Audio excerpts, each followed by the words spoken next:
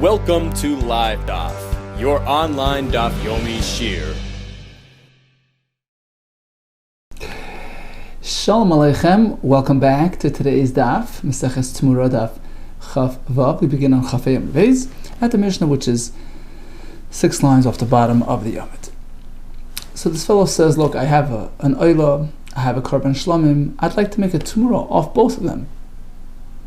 Harezu, so he points to an animal, his own non-Kodesh animal, and he says this should be a TEMURAH Oila, and he adds TEMURAH Shlamim without the connecting Vav. Harezu TEMURAH Oila, it should be the TEMURAH off the Oila, and he adds TEMURAH Shlamim as well. So which one takes effect? You would think it's one or the other. Harezu TEMURAH Oila. Divi Rab Meir, according to Rab Meir, it's the first one that he had in mind. And once it becomes TEMURAH Oila, there's no room to become TEMURAH Shlamim as well. It's one or the other. Rabbi Yossi, hold it. Let's find out what he had in mind. Im l'chein niskaven tchila, if in fact he had in mind that it should be a joint TEMURAH, part Oila and part Shlamim. True, he said it sequentially. He declared TEMURAH Oila and then followed by TEMURAH Shlamim, because a human being can't conceivably say two things at once. Only Hashem, right? If he intended on making this joint half TEMURAH, since a human can't conceivably express two shemos, two words, two titles, two designations at once, so inevitably you have to say it this way. It doesn't mean that he's changing his mind. It doesn't mean that he wanted to be an Oila, not a Shlamim. Dvarav Kayamim. So his words take effect fully. Rashi explains, how do you do that? Well, you take the TEMURAH, send it out to get a blemish, and you sell it, the money of which is used partially to buy a TEMURAH Oila, and the other half of the money to buy a TEMURAH Shlamim. So you fulfill his joint package designation.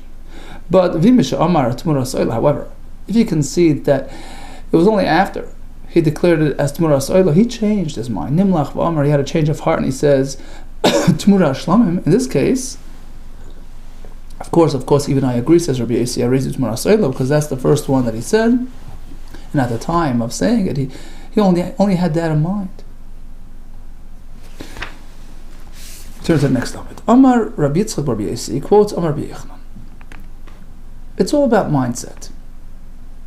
So only in this case where he said TEMURAH Oila, stop, TEMURAH Shlamim without the connecting Vav. There Rab Meir says his words indicate that he wanted it to be an Oila. An Oila should take effect, and only then did he add TEMURAH Shlamim. It's too late to do that. How Kol Moedim all agree? Ba'imar tachulzu, v'achakach tachulzu. Suppose initially he clearly indicates that he wants it to be TEMURAH Oila, and only afterwards it should get an additional kedusha of kedusha shlamim. Tachulzu v'achakach tachulzu. Divrei hakol tfais lashon rishon. All agree it's his first expression that takes effect, and there's no room for any more to come about. On the other hand, let's say he says Lo tachulzu elam kein cholsazu. He expresses his wish that he doesn't want the Oila to take effect unless it's combined with a second kedusha, the kedusha of the shlam. Again, all agree in this case, both take effect equally. It's 50-50. The bayu kachi, both kedushas take effect. So when do we have the machlekas? When his expression is somewhat ambiguous. Well, machlekas is only ella kegoin mishnah saying, like in our mishnah. The Amar, where he said TEMURAH Oila, TEMURAH Shlamim, without the connecting vav.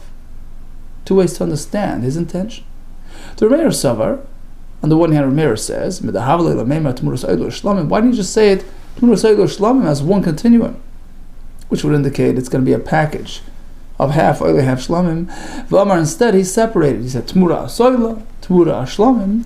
So what he's telling us in effect is, it's like he's saying clearly, Tachulzu, I want the Oila to take effect first completely, then after which will follow also Kedusha Shlam Tachulzu, and it doesn't work. Once he fully filled it with the Oila, there's no room for the Shlam.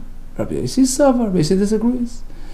He says that there's good room to believe that he wanted it to be a joint product, a half oil, a half shlam. Rabbi Yossi Savar. I'll tell you why he didn't say it that way. Because the fellow thinks in his mind, which isn't necessarily correct, but this is what's going through his mind, to justify, to actually prefer his mode of expression. So again, according to Rabbi Yossi, he really wants it as a joint product, a joint kedusha. Because he's thinking, Amar Temuras Oilo Shlomim. So then, why didn't you just say it outright? Temuras Oilo Shlomim. It sounds like it's one package.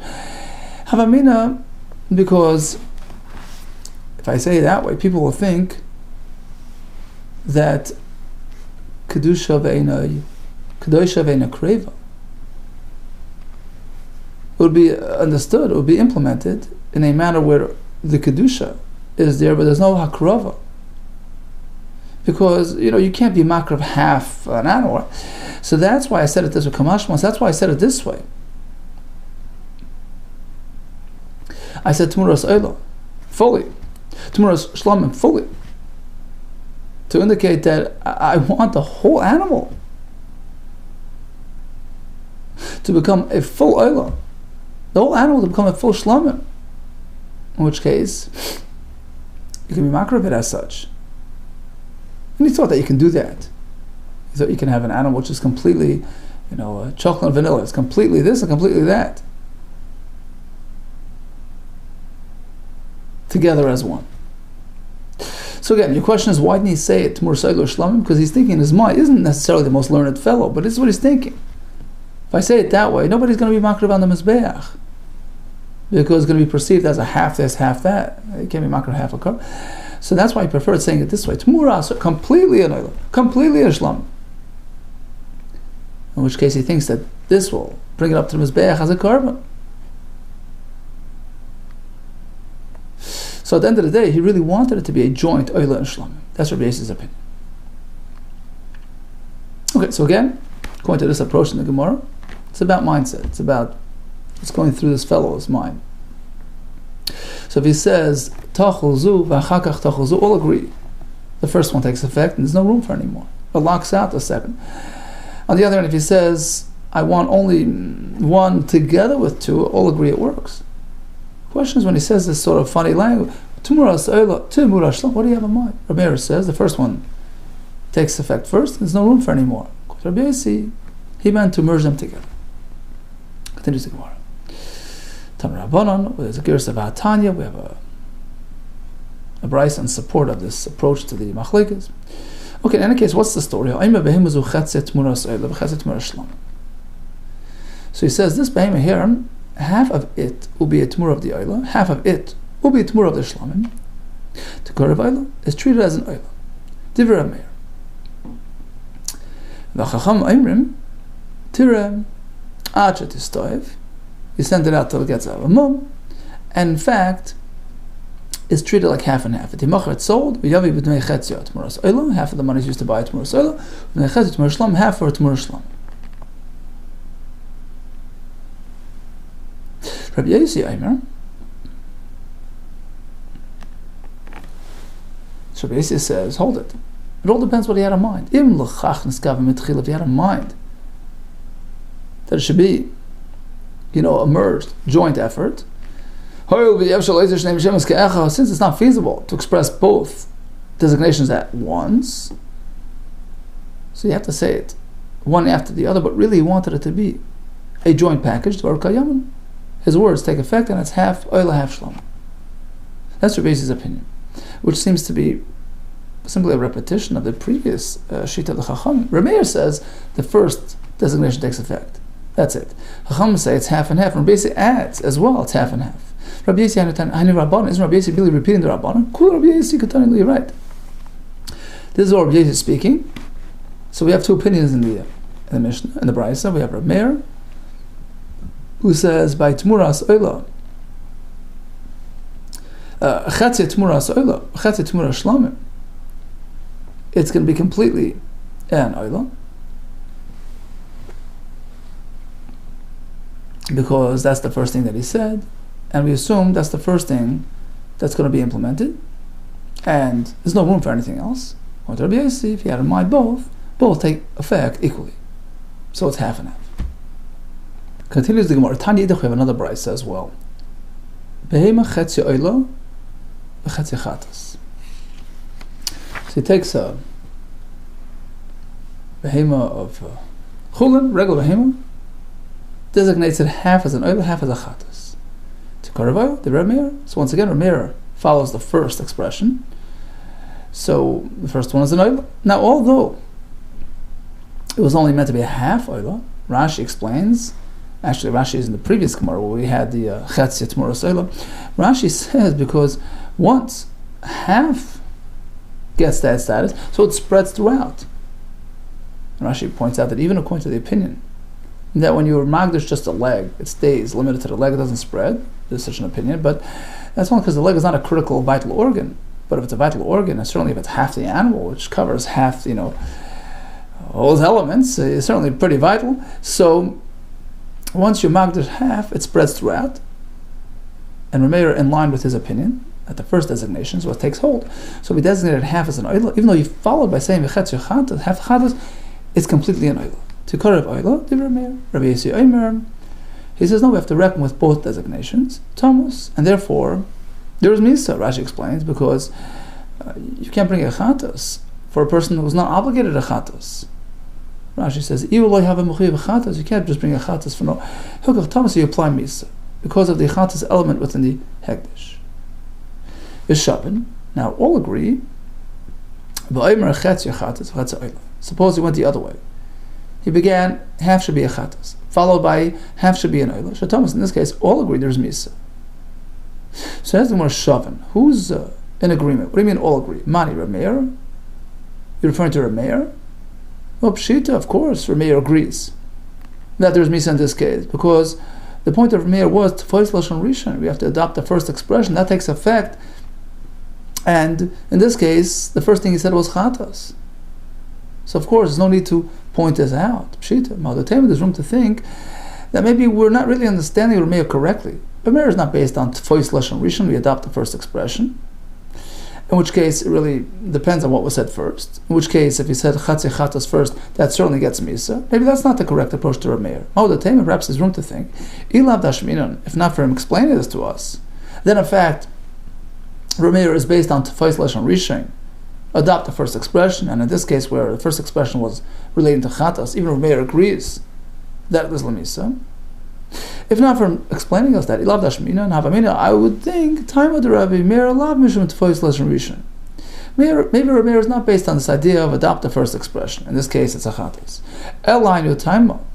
Perhaps the reason for Rameir that in the first halacha where you said Chetzi Oila first, followed by Chetzi Chatas.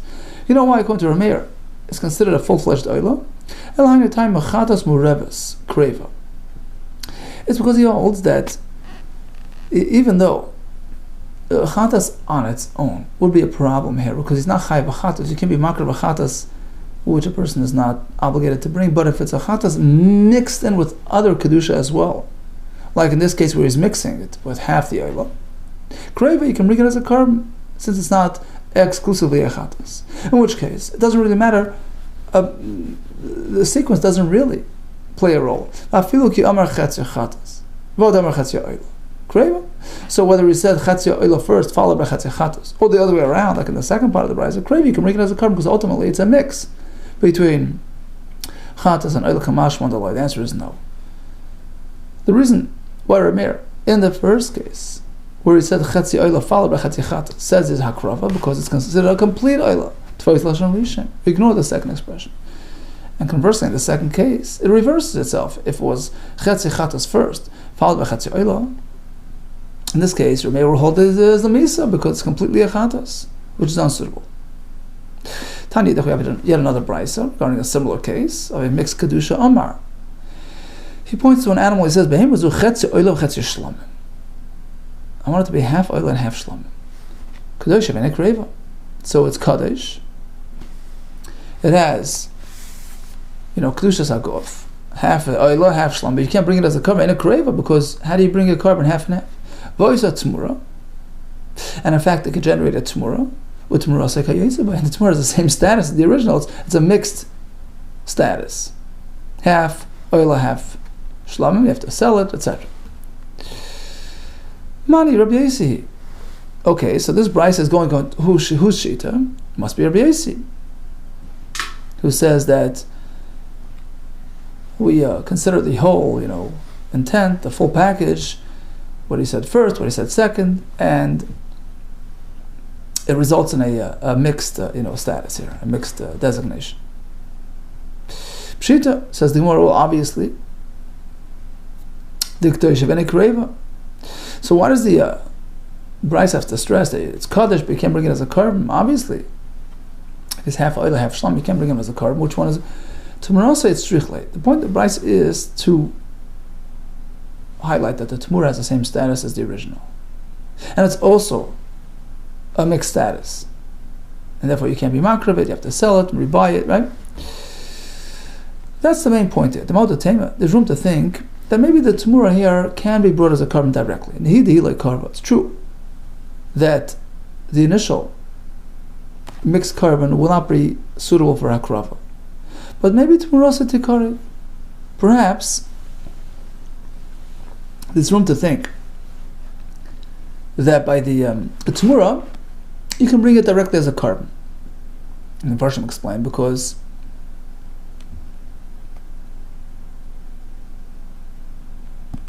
Tais explains.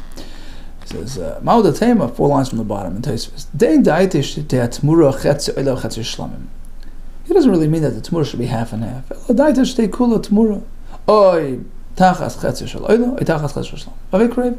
Maybe, regarding the TEMURAH, he wants it to be completely, either completely an oilo, completely a shlamim, but not a mixed breed. In which case, you can be makar of it as a carbon. Whichever one he'll do it for, oilo or shlam, will be revealed to us that that's what he had in mind. It's true. Granted, you can't be makar of the initial carbon because it's a mixed breed. TEMURAH, but maybe the TEMURAH can be used as a carbon directly. Maybe he had in mind to make it a proper carbon. Kamashman, the point is no. After all, you're feeding off a mixed entity.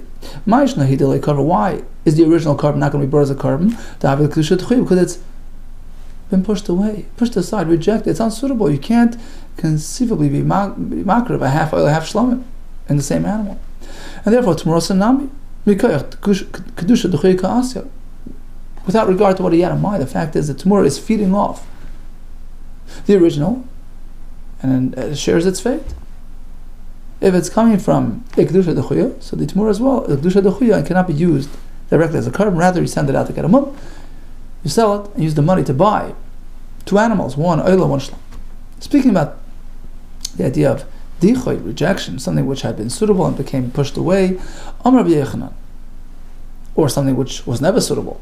Amar Rabbi Yechanan, behema shal shnei shutfim. Imagine a fellow with his friend owned an animal. Reuben and Shimon are shutfim in an animal. Higdish chetzi, Reuben goes ahead and his magdish is half as an oila. Higdish chetzi shaloi. At this point, could he be makar of that half? No, because the other half of the animal doesn't belong to him. So on the one hand, it has kedusha, but it's rejected from makrova at this point. Okay, he didn't stop there. Then he approached his buddy. He says, "Look, could you sell me the other half?" And he sold him, and then Reuben turned around, was magdish the second half as well. Is it a valid carbon? No. Kedusha ve'ena kreva. So the fact is, it gets kedusha, as even an element of kedusha saguf, inherent kedusha, but he can't be makar of it as a carbon. Rather, he sent it out to get a mum, etc., etc. Why? Because since when he initiated the kedusha on this carbon, on this animal, was it fit for hakrava? No, because it only encompassed half the animal. So since he sort of made an attempt and it was a failed attempt, became dechuya, became rejected permanently. Voice of TEMURAH, but it could still generate a TEMURAH. The TEMURAH, okay, it's about 200 days. So like we said before, the TEMURAH is a chip off the old block, so whatever status was applied to the original applies to the Temurah. So that's Kedusha, but it can't be brought as a carbon. Shema min atlas. We can derive 3 halachos from this story of Rabbi Yochanan. First of all, Shema min Kedushas damim nitcha. You see, initially, when Reuben was Magdash as half, was it Kedushas HaGuf or merely Kedushas Damim? The answer is only Kedushas Damim. Because at that point it certainly was not suitable for Hakrava. So it had no inherent status, it was only monetarily Kaddish. For its value, right? The channel, the value to buy a carbon. So you see an interesting chiddush, a novelty, that even something which merely experienced that very basic kedusha can be stamped as rejected. Another chiddush, even a live animal. You think maybe the idea of dichui only applies to kodesh material, meat. Even a live animal, a living being, can be stamped as rejected. Furthermore, what do we see? Even something which was dichui miyikara was shunned from the outset. From the outset. Meaning, there's room to think that maybe dichui only applies when you're, on the good track and you fell off the track. Okay, we don't let you back on. So you were already, potentially good, and then you got disqualified. So that disqualification taints him forever. But something which was never really on the track. So as soon as he's available, bring him on. No, when something which nidcha, even from the initial moment, it was never really on track, such as in this case where from the start, when Reuben began attempting to make it, it wasn't really successful at that point. So maybe there's room to think that ultimately when he buys the other half and he tries again, then it will work. The answer is no, because it got rejected from the start. It's rejected permanently. Amar Abaye. Hakol moed. Here comes a new case. All agree, meaning Rab Meir, Rab Yesi. We had a discussion earlier whether we adopt the first expression or we adopt both expressions. But in the following case, all agree. Hakol moed mechad amar chetz oila b'chetz masr.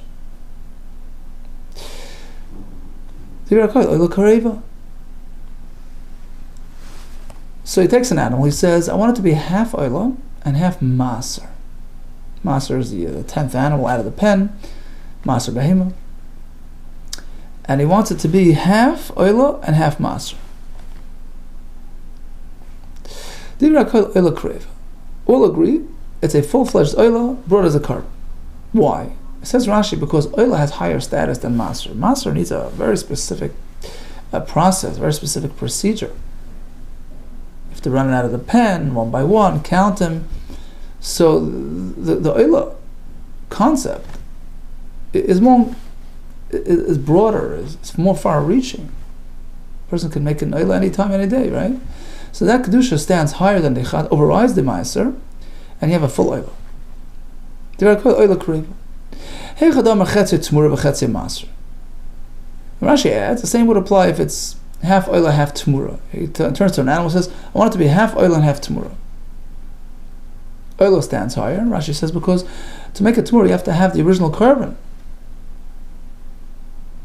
Actually, some Mefarshim learned that although Rashi mentions that there's no original carbon here to make the t'murah off, it doesn't mean that it doesn't exist, that it doesn't own it.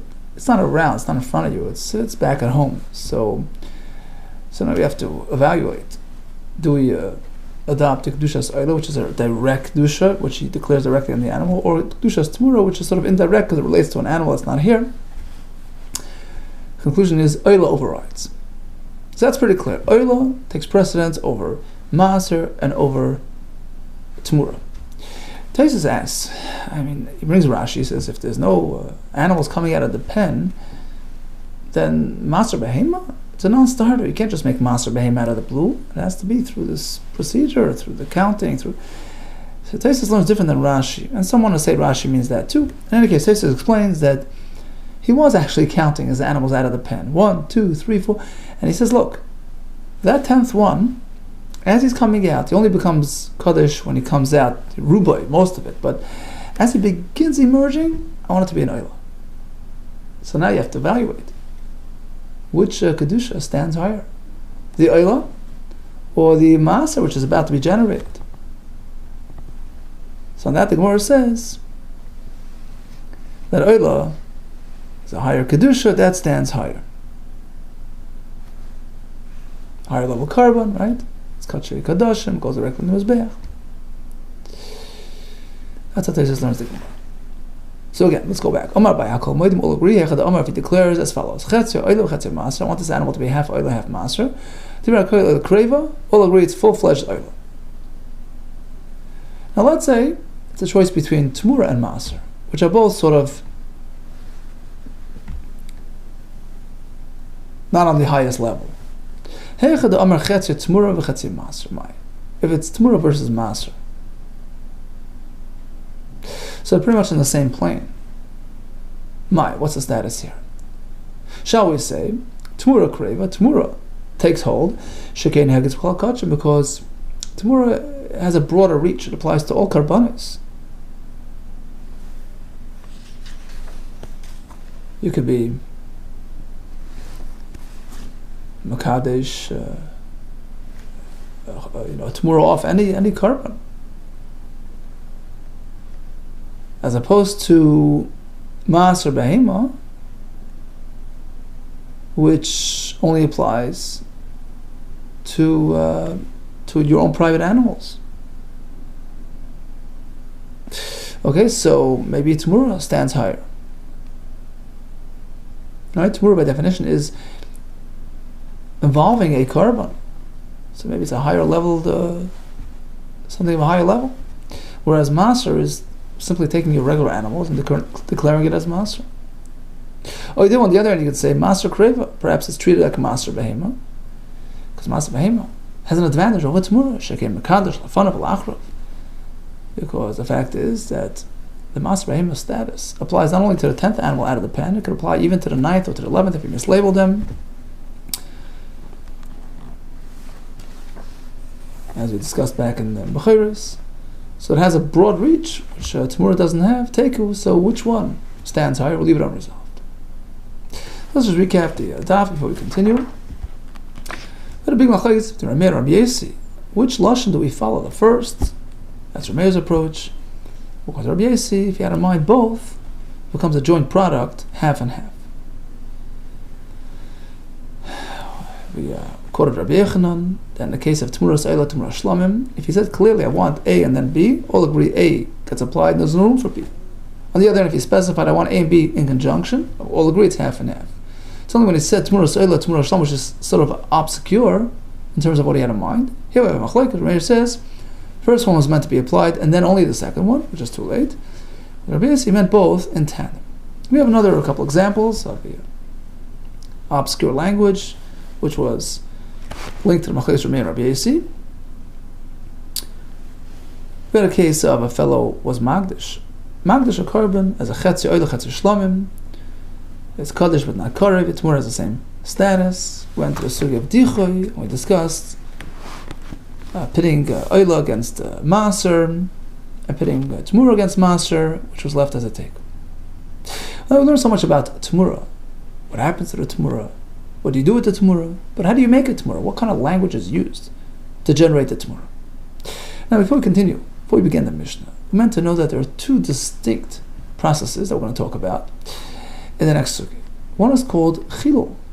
So you have a carbon which had a mum, and you want to redeem it, you want to transfer the kedusha onto another animal.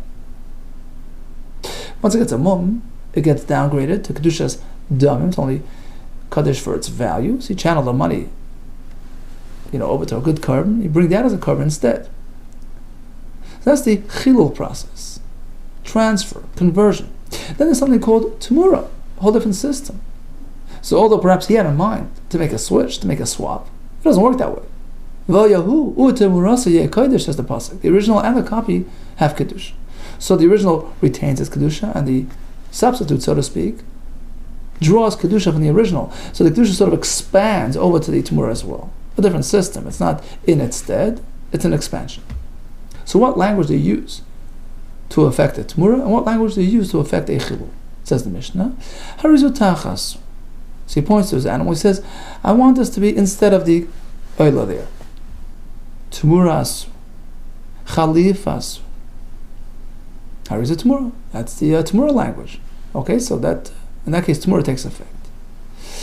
But if he says chilul, zu muchulelas al zu, so I want the kodesh to become nischalal on the other animal. It's not a TEMURAH. Because TEMURAH, by definition, is not a transfer of kedusha; it's an expansion, it's an extension. So in this case, when he said muchulelas, yeah, it works as a chilul. In fact, if the carbon that he had before him was blemished, which is a suitable candidate for chilul, okay, so the chilul takes effect. It's a l'chul. The original carbon now is freed of its, vacates its kedusha. But tzarich las is dumb. But you have to ensure that the substitute is of equal value to the original carbon, because that's the only way to make chilul. It has to be value for value. The Maimer says the Gemara, you mean to say the tachas lishna dat fosihu? So the Mishnah presented 3 lashonos, which point to TEMURAH, which means latfuse, means that it catches on, it latches on to the original carbon.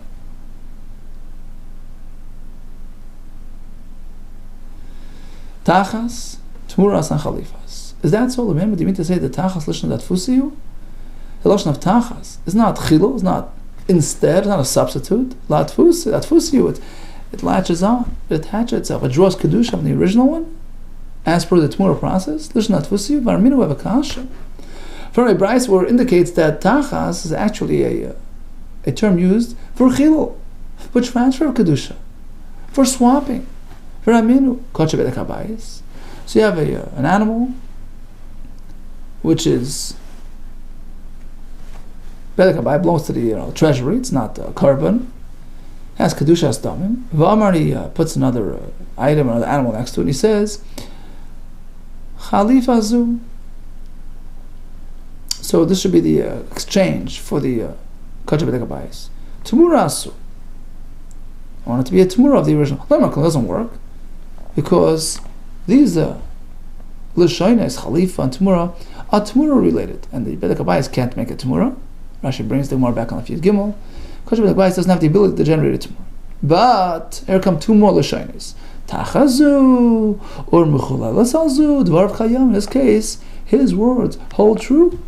The kedusha now hops over from the bedek habayis over to the substitute. If you're going to tell me, lishna itfusi, that tachas is a TEMURAH related expression, mashna reisha, mashna seifa. So let's look at this brayso again. We have 2 expressions, chalifa and TEMURAH, which is TEMURAH, not chilul, it doesn't work. And we have tachas, which are going to use just another expression of TEMURAH, and that works just like mechulelas works. What's the difference? Why would tachas work by bedek habayis, which can't generate a TEMURAH, could only work as a chilul, and tachas means TEMURAH, mashna reisha, mashna seifa. Amar Abaye, you can go both ways. It's a lashon that can be used both ways, depending on the context. Amar Abaye, tachas. The term tachas, meshkachas la lishna itfusei, we find it to be used in a itfusei context. For lishna dachuli, we also find it in a chilul context, transfer context. Lishna itfusei, where do we find it as atfas? T'chsiv, turn to the next element. Vim tachteha itamad abeheres. Tachteha, Rashi says, under vim kaima. The nega is lashed in its place. It's not going anywhere. So, likewise, if it was used in a TEMURAH context, it is applied as such. So look at Rashi in the top here. So this context is like atfos, it's like TEMURAH. What does atfusa mean? You're not transferring kedusha, you're not vacating the original carbon from its kedusha, it stays as is. You're just sort of extending, expanding, feeding off it. That's one version. We also find that tachas can denote transfer of kedusha. T'chsiv tachas anachayish zavizov. Pasuk in Shayo, Hashem speaks about the Goyim looting Klal Yisrael. So in exchange for the carpet they stole, that they robbed from Klal Yisrael, they'll have to pay back with gold. Hashem will bring us gold. So what do we see from here? A tachas is not one and the same. Tachas means in exchange, a swap. Instead of the copper, there's gold. Okay, so back to our Gemara. Hoy b'hoyel v'kach le'masar ha'kasav el-chachamim. There's a gersa. Rashi brings it. Okay, in any case, v'hilkach gabekach mizbeach. So it depends on what context. If it's a carbon that you're using that lashon for, a carbon can make it TEMURAH and TEMURAH. So here we assume lashon datfusiyu. The lashon tachas, the lashon of atfasa, lashon of TEMURAH. But if it's a kabayis which can't make it TEMURAH, TEMURAH. So here lashon dachuli, here lashon tachas means lachala, a transfer kedusha, to exchange one for the other. Amar Rava afilu b'kachim mitbeach mishkachas lashon dachuli. It isn't a clear-cut rule. It's not an ironclad formula, meaning it's all about context. So theoretically, even if he has kachim mizbeach, has a oila here, the lashon tachas can mean chilo. That is removing the kedusha and putting it on a hekdesh balmum. Let's say the oila was a balmum, so inherently it was inevitably downgraded to a kedushas dam. Although he was technically a hekdesh mizbeach, but no longer, he's now right for. So here, he's a candidate for chilo, in which case tachas means chilo. Amar Ravashi, furthermore, filu b'balmum nami mishkachas l'lishon dachuli. Rav Ashi says it's all about where his hands are, what the man is indicating. So even if you have a carbon which is a balmum, which is a suitable candidate for chilul, it's not so clear. It depends how the man is showing, what the man is indicating. Sometimes tachas can mean mishkach l'shon dachuli, mishkach l'shon datfusi can mean a TEMURAH, can mean a chilul. All depends where his hand is sitting. Yodei HaKodesh, so he has a oila with a mum, and he has another animal next to it. So if his hand is on the oila, chayla, he's indicating that he wants the kedusha to be removed from that and transplanted to the other one. So that's sort of the source of the transaction. I want this thing to now vacate, to be transformed into chayl by having the kedusha being transferred to the other one. Yodei HaKodesh chayl havi. So the placement of his hand is indicative of what's the focal point of this procedure. If his hand is on the kodesh, he wants the kedusha to remove from that and transfer to the other one. But let's say his hand is on the chayil, on the other animal. So that's the focal point. I want that to become a carbon. He's trying to make it TEMURAH. I want the kedusha to arrive on this carbon from the other one. So bottom line, we have lashonos that are exclusively TEMURAH and exclusively chilul. There's no question that khalifa or TEMURAH means TEMURAH. There's no question chilul means chilul. What about tachas? Says Abaye. All depends on the context. If it's bedek abayis, it means chilul. If it's kachim mizbeach, it means TEMURAH. Rabbi says even by kachim mizbeach, if it has a mum, it means chilul. According to Rav Ashi, depends on the placement of his hands. All the best to you, and that's